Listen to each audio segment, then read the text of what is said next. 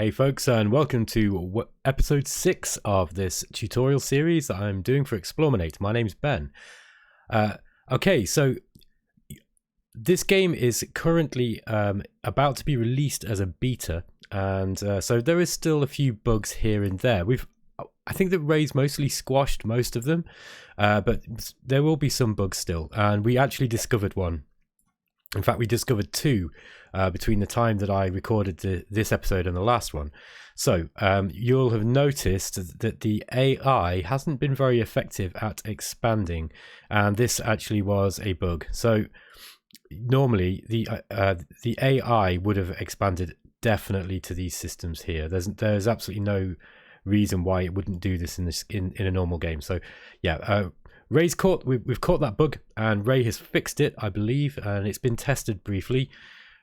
So the game now should run a little bit more normally. I will say, just for the purposes of this tutorial series, this might actually have been good, because this start that I had with these dead planets all around, this was difficult for me. And I think if the humans they probably would have taken this, and the other Alkari race would have probably taken these. I think I'd have really struggled. So actually this might have worked to our advantage, just for the purposes of this tutorial series. Well, the other bug, of course, that I was talking about was that the AI should have generated 9 different unique races instead of these duplicates that we've got here. But this has also been fixed, so we should you see, this human faction has mysteriously transmuted into a Bulrathi. So these guys are now Bulrathis. So yeah, just be aware that because this is a beta, there will be still the occasional bug, and Ray's working as hard as he can to get these all fixed before release. But the game is playable and stable, and you know, after the release this evening, and I believe it's going to be released at midnight, you will all be able to get your hands on it and play it, and you know, just send Ray the feedback, send Ray the bugs, anything that you find, and we can all work together to make this a really great game. I think it's awesome already. I'm enjoying it so much. This is currently my favorite game, I'd say, and I play quite a lot of video games, but I think currently this is my favorite video game. It's just so much fun to play. Master of Orion 1 was a great game anyway, and this just Remnants of the Precursors really just makes it a joy to play because of all these wonderful quality of life improvements. So where were we? Okay, so we have a Bulrathi faction here instead of one of those humans, which is not normal for a game, but that's absolutely fine. We might just check our diplomatic. Yeah, so we've still got relatively good relations with the Bulrathi. We're affable with the Aviari, and yeah, we've still not met this human faction here. I think we could consider the Bulrathi as our first conquest. They are going to be weak now. This bug that happened actually, it kind of made it so that these guys didn't expand as well as they could have done.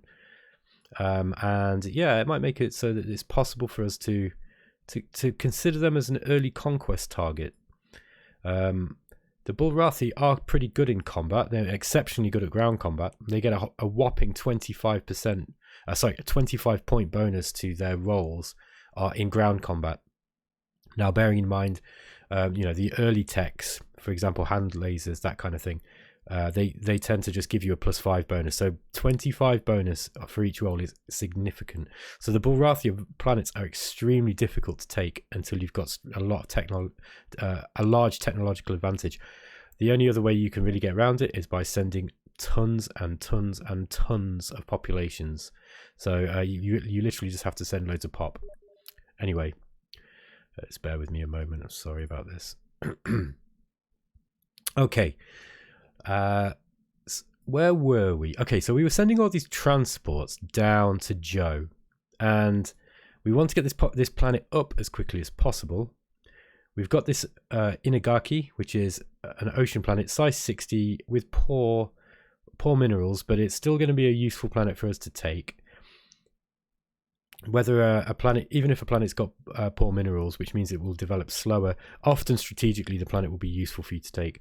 And it's important to take as many planets as you can within your ability to be able to defend them. That is one caveat to that piece of advice. You need to be able to defend your systems, because if your systems are weak, it could draw you into a war, particularly if one of your AI neighbors sees that planet as easy pickings. So I'm just going to have a quick look. I will show you the fleet screen later. I'm just going to have a quick look through races to see where we're at. So we're trailing in technology somewhat. Our power is still considerably weaker than the Bulrathi and the Aviari. Now that is mostly to do with technology, I expect, and we're trailing in production too. We will likely catch them up, however. Now that this bug has been fixed, Ray's assured me that these AI factions will start to expand. So I would have liked to have got this planet, this ocean planet here with the artifacts on. I think the chances of me being able to keep that now are, well, pretty small. Let's just see what these fleets are doing here. Well, we've got a Skyhawk. I don't know what Skyhawk is. In the races screen, we can go to military, and let's just take a look at the Aviari. So the Skyhawk is listed in here. We know it's a medium ship, and it's traveling at the speed of 1. This little screen is really cool. Okay, so anytime that you observe one of their ships, whether it's on the strategic map or whether it's in tactical combat, anything that you would be able to glean using your own intellect, the game will log for you. So, for example, we've not encountered one of these Skyhawks yet in the tactical combat, but we have seen them on the tactical map. Now, we've obviously been able to see them move because the game has calculated that it is moving at a speed of 1 light year a turn. So this must mean that yeah, they have only got the base tech, and so it's included that into this travel speed log here. So it's really great, even if you don't have the technology on one of your own ships to be able to completely see what is on these ship designs. It will fill in any information that you would be able to glean using your own using your own observation. So that's really cool. We can also see now, now that the Aviari have started building a fleet, we can see they've got 15 small ships and 1 medium. This is really useful when you're planning a war. The Bulrathi, on the other hand, they've got 5 small and 5 medium. It also tells you that the fleet report is current. So let's say that if our spy networks were taken down, it will tell you that the report would be so many years old. So it would be like, okay, fleet report is 5 years old. So you'd then have to say to yourself, okay, this might be an inaccurate report now because 5 years have passed since the last time that we had a spy actually observing their ships. Okay, with that being said, I think that we can happily move on. Just bear with me 1 minute. We've got 6 fighters over Joe. Yeah, that was right. I remember what I was doing there now. So we found Naito, step planet size 45. This is also a candidate for colonization. I think it might be worth... they're sending pelicans up this way. Whatever these pelicans are. It might be that they are going to start heading out towards these colonies. They're probably going to start clearing away my scouts. Now, Endo could build some fighters. How close are we to some of these new technologies? Battle Computer Mark II is coming soon. We've also got more deflector shields, although the fighter designs usually at this point we're not able to fit any shields on. Let me show you how the ship design works. This is a good opportunity to take a look at the ship design. I'm not actually going to. I don't think I'm going to build any new ships right now. We don't have anything new, any new techs. However, we do have some new computers. So let's say that we wanted to build a fighter. If we look at this existing fighter design, this is the base design that comes at the start of the game. It gives you 1 laser, And the armor is the very basic titanium armor. And in this game, armor purely determines the amount of hit points you get. These small ships just get 3 hit points each with the titanium armor. And initially, at the start of the game, that will use up all the available space. However, advances in construction tech allow you to put more things onto your ships. Even more so, there's the miniaturization effect that I was also talking about. So once you're about 10, I think once you're 10 tech levels above the level with which you discover a technology, you will start to miniaturize it, which means you can get more of them on each ship. Okay, so what this means is, let's say that we want to build another fighter, except we want to put better computers on it. We might have the opportunity now, because we've got more available space because of our advances in technology. So just quickly, firstly, we can choose a shape, like a graphic for the ship, and we can scroll through these with the mouse wheel, or you can click on them with the arrows. And these allow you to choose a different, choose a picture that enables you to memorize what's on the ship, perhaps, or whatever you think looks cool. And what's really great about this game is that as the design size scales up, the picture changes, but it's kind of the same one. Can you see this? So as we go from the small up to the medium, it's still kind of the same ship. It's reminiscent of the design previous in the smaller size category, right up to the way huge. And then it'll be the same with the next one. So we've got this kind of flying saucer sort of shape, and then the medium is that one, the large is that one. I just love the graphics on this game. It's just so cool. There's so much thought has just gone into every aspect of the design in this game. It's just wonderful. So let's pick this one just for an example. Here in the combat stats, we can see that it's got 3 hit points, which comes from its armor. There's a missile defense, which is used to calculate whether missiles were hit or not. The same with beam defense. So this is kind of like the standard beam weapon defense. Attack level is a function of your computers and any attack bonuses that you might have. So the Mushans, they get a bonus to attack, whereas we've got very high beam defense here and missile defense, because the Alkari get it doesn't show you immediately here, but in combat we get a big bonus that's added.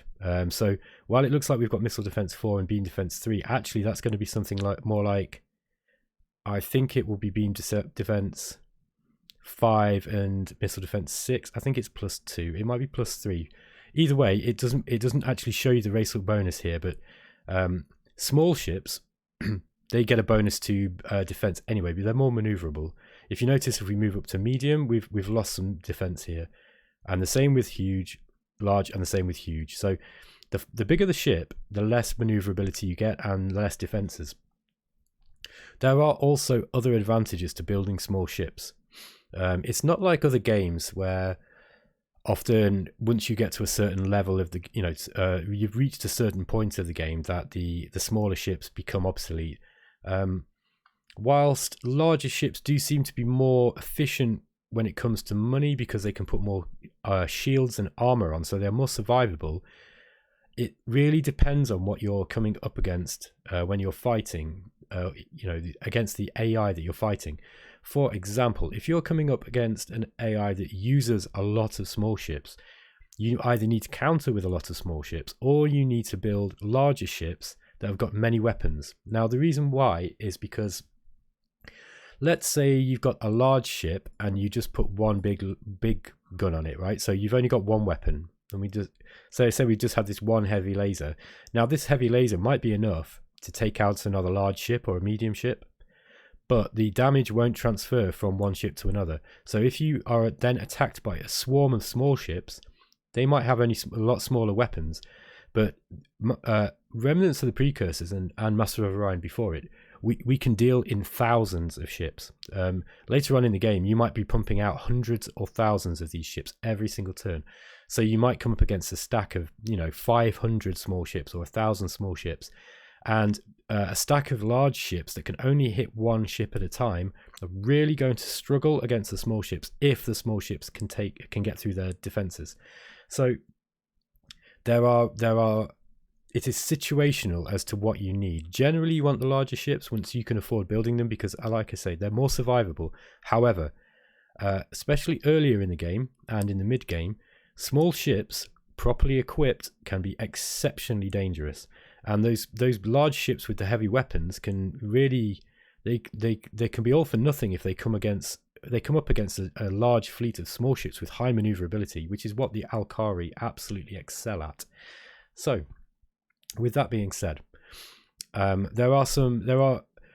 we also need to take a look at the engines, because there are some other considerations. Okay, so the engines not only determine your speed on the strategic map with the warp speed. This will determine how many light years you'll move every turn, but it will also determine the cost, the size of the engine, which is important because you only have a certain amount of space available on each design. So for example, these you have space here. You can see it under the size category. So you've got range. This is 6 light years. This is how far it can go depending on which fuel cells that you've researched. So we have these iridium ones. So now we can our range is 6 light years, and it conveniently tells you here. Speed is warp 1, and this is to do with what type of engines you've got. Now at the moment we don't have any others researched, but when we get nuclear engines, we'd be able to change these retros to nuclear. That will increase the cost of the engine and probably the size. It also increases the power. Now all of these components that we can put on these ships, for example, let's put some lasers on. The size is 9.3, which will reduce the available space that we've got on this small fighter. So if we drop it down to 0, you can see we've got 40 space, right? When we add it, let's just add one. We'll add one laser, as you can see under the count.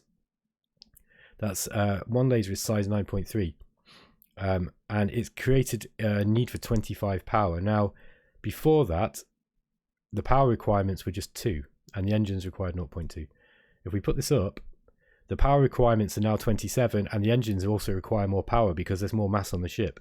So you see, there's actually some nuance to and some small complexity to the way that the ship design works. So you'll notice at the start we're only able to put one laser onto this small ship design. Later on, we can, once the miniaturization starts kicking in and we've got more construction tech, we can probably put more things on these small ships. If we were to use a medium-sized ship with the lasers, you'll notice we can get 6 on there, and that's if we have not upgraded anything else at all. Let's move it back down to the small. Now with the small ship, we can just about fit a class 1 shield on, which absorbs 1 hit point of damage every time it takes a shot. So this is quite significant. The combat in the tactical combat in Remnants of the Precursors, it will often be between large numbers of small ships or medium ships, and you might have a stack of 100 or 200 of them all firing at one another at once. In that case, we're starting to deal with the law of large numbers, and this laser might only do between 1 and 4 damage, and each small ship might have just have 3 hit points. So a laser on a good shot can take out a small ship on one go if it gets 3 or 4 when it rolls. But if that ship has a shield which absorbs 1 hit point, well, all of a sudden those lasers aren't quite so effective. And if you're dealing in hundreds of ships, that's the difference between winning and losing. So also, see, we can add either class 1 or class 2. We can't quite fit a class 2 on a small ship yet, but that's no problem because we're throwing loads of them at the enemy. We could also instead increase their attack level. Now, this is the battle computers that we've just researched. We started off with Battle Computer Mark 1. We are researching Battle Computer Mark 2 and 3, and each level of battle computer increases your attack level. So this gives you a positive modifier to the dice rolls that you're making every time your ship shoots. So here, in this case, when we were designing this ship, we can't add any more armor. So really what we're adding is we're adding either better attack and an opportunity to kill more effectively, or we're adding shields. So you see, even in this ship design of Master of Orion and Remnants of the Precursors, there's some real nuance and choices to be made in the way that you approach, and it really does. This really makes a difference in the tactical combat as well. Okay, and at the bottom here we can add these special devices. Now these special devices do different things. This is a standard colony base, this allows us to create a colony ship. We can't fit that on a small ship, obviously. We've got battle scanners, which allows us to see exactly what's on the enemy ships when we're in combat, and reserve fuel tanks, which is what the scouts use by default, and that extends the ship range by 3 light years. So okay, that was a good opportunity for me to show you the ship design screen. You will be seeing me use this later. At the moment, it's probably not worth us building any more ships. These basic fighters, whilst they are wasting 10 available space now because of our advances in construction tech, I could potentially build a ship with a shield, or with these battle computers. And honestly, I'd probably go for the battle computers. I think I'd probably go for the battle computers. However, it doesn't really matter at the moment. And whilst the battle computers would make these fighters more effective, until we've got better guns, it's probably not really worth it. Particularly since my neighbours are, well, they're not hostile. Let's say that could change. That's likely to change at some point. Anyway, so let us have a look where we're at. Now, Sato is 70 population, 130 factories. Okay, I need to build more factories here to get the most out of them, because I mean we can sustain 142, so that's 144. Yeah, okay, maybe I should leave it back where it was. We don't want to grow the population beyond the factories that they can control. So and we've got plenty of population going down to Joe. We also have a colony ship going to Yoshida. We also need another colony ship going to Adachi. I think I'm going to build that right now. If I can, I'd like to get Hori here. However, that will be difficult to defend, and it could put us at some odds with the AVRI, but we'll see. Okay, so we found no planets in Uiji. Our colonists are about to land on Joe. Just going to adjust this a little bit more. Sooner rather than later, it would be wise for us to start building some missile bases. Now, I'll explain why missile bases are useful a little bit later on. Okay. Next turn. This is something I'd like to point out. Here's just a little feature. You see that the turn indicator here is in years. This can sometimes be a little bit confusing. So if you click on it, it'll actually tell you what turn you're on. So we're on turn 63. If you were paying attention, you'd know what turn it was, because you'd remember what year you started on. But this is so much more useful. You can just change it to turn 63. And as you get more familiar with the game, you'll start to know, roughly what sort of level of development that you'd like to be at by a certain part of the game. Although with Remnants of the Precursors, you really will get very varied games, and sometimes you can have quite a slow start, and other times you might be very quick. Okay, one more turn until this colony ship is ready. Let's just pump some more back into tech. And we're not far off from hitting the threshold for breakthrough for Battle Computer Mark II. Same with anti-missile rockets. This will be good because this is going to put us into the second tier of the weapons tech. Now, if you remember, every one of these branches of the research tree also has a secondary function. I've already talked about computers and their role with espionage, and construction, where construction techs enable you to put more things onto your ships. Now, the bonus with weapons, one of the bonuses with weapons, is when we start doing sabotage missions, the higher value of your weapon, the higher level you are in weapons tech, the more damage that you do to the enemy with sabotage. So that is something worth bearing in mind if you are a race like, say, the Daleks, who use espionage quite a lot.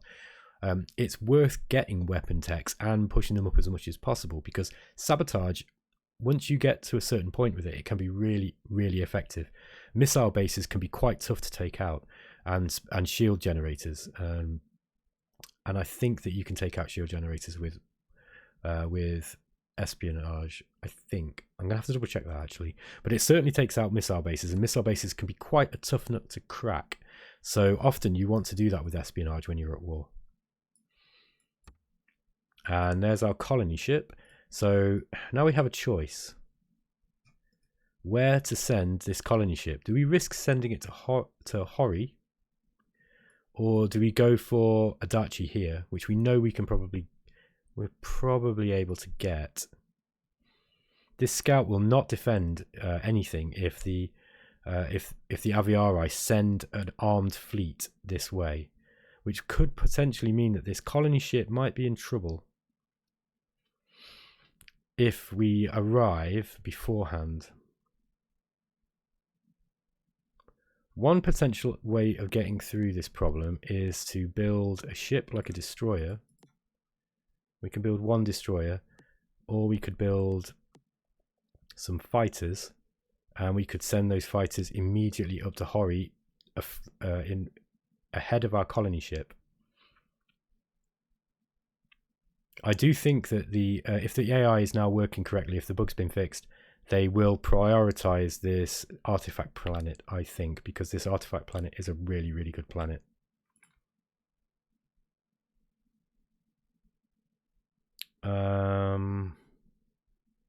And it's out of range anyway. Okay, so that's that decision made for us. I should have known this. Obviously, because the colony ship doesn't have extended fuel tanks on, we can't actually send it any further than this base fuel cell range that we have. So that decision's already made. So let's send it to Adachi, and we're going to colonize that one. Now, I should have thought about that actually before. So unless that we can design a colony ship, it's possible that we can get reserve fuel tanks on this and a standard colony base. No, we can't. We can't do that. Not even if we remove all these weapons. Okay, so we would have to have a huge ship, and a huge ship is going to cost a lot of billion. Oh well, it's nearly four times as many. Look, so it's nearly 600 billion credits. And it's only 2,000 here, so it's 3.5 times as expensive. This is something that we could do. This would, especially if we put a gun on it too, so it can actually defend itself. I'm tempted to do that.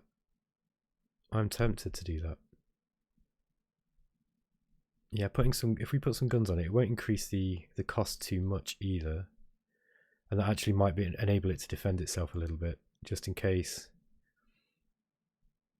We don't want to put the cost up too much. It would be worth this investment to take that planet, actually. I'm going to try this. So let's give this design a name. I want more guns on. More guns. We'll put some heavy lasers on there. Yeah, I think 3 heavy lasers. That's probably enough to deter a determined attacker. Maybe 5. Shields are very expensive. So are battle computers. We can't put anything else on it. Yeah, I'll try this. Okay, so let's just call this extended colony ship. Okay, so you'll see now that we've got this has arrived in this design slot. Some people might be asking the question, why do we only have 6 design slots? Now, this is a design feature of Remnants of the Precursors and Master of Orion before it, and some people might be saying, why is it a feature to be so limited with the amount of ships that you can build? And I'll also let you know now, you cannot retrofit ships in this game. You are limited just to 6 designs, and you cannot retrofit them. You can't upgrade your fleets once they're built. The only thing you can do is destroy those fleets. You can't disband them. You just disband the whole lot, and you can't just disband individual ships either. Now, this is by design, and the reason is that if you've just got 6 ship types, it forces you to be careful about when you upgrade your fleet. So it can, you really have to think. I am currently fielding a certain type of ship, let's say fighters, and do I need to build more of these fighters in order to keep my fleet size up and to replace losses in a war, or do I want to now create a new type of ship at the cost of having to disband a large number of ships? However, this might be useful because if we've got advanced tech, this might give us an advantage over an enemy. So it's all there to add choice to the game, and some people don't like this. They find it really restrictive. I love it. I think it really makes you, it really means that you have to kind of think about the way that you wage wars in this game. So let's see how long it takes to build this extended range colony ship. 9 years.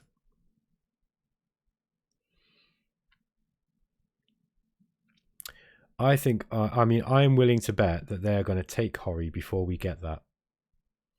And whilst a size 80 artifact planet is absolutely worth the effort, and it really, really would be worth the effort, I do think that we are not going to get there.